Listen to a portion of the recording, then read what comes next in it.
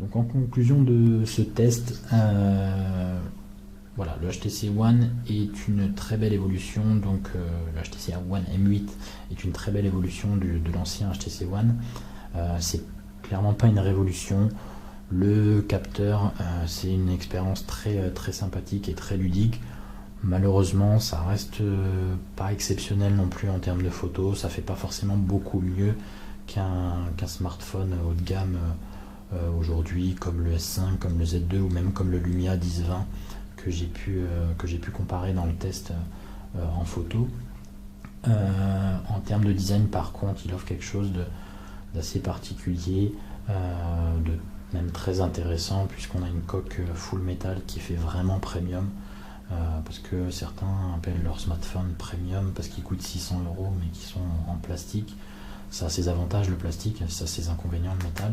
On a là un smartphone qui est malheureusement un peu lourd comparé à ses concurrents, mais qui a une qualité de fabrication vraiment exemplaire. Ça déborde pas, il n'y a aucun défaut, tout est bien droit, c'est net. Les découpes là sur le côté en alu sont magnifiques. En termes de design, il a très peu de défauts, hormis, je dirais, l'intégration qui fait que pour un 5 pouces, il est quand même très gros.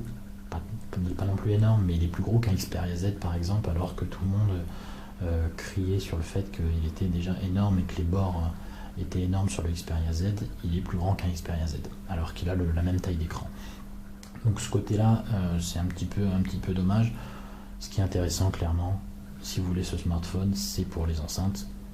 Pour l'appareil photo, quand même, sur le côté U-Focus, c'est quand même intéressant et ça donne de très beaux résultats.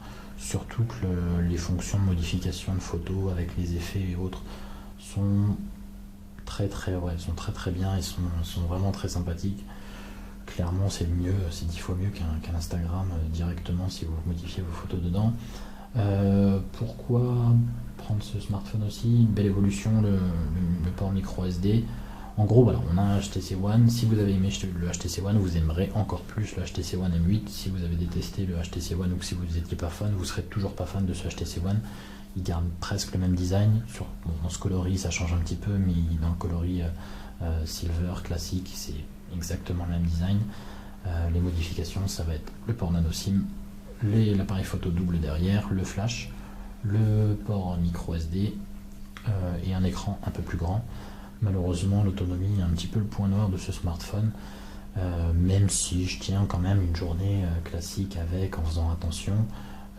C'est vraiment, si vous comptez faire un peu de jeu, de voir des vidéos ou autre, c'est un smartphone malheureusement qui va pas être très autonome et qui nécessitera d'activer les fonctions économie énergie qui sont par contre très bien pensées et très fonctionnelles. Donc voici pour cette conclusion. Si vous avez des questions, n'hésitez pas à commenter la vidéo YouTube ou alors sur mon Twitter, donc Escalette. Je vais vous donner tous les liens de toute façon dans la vidéo.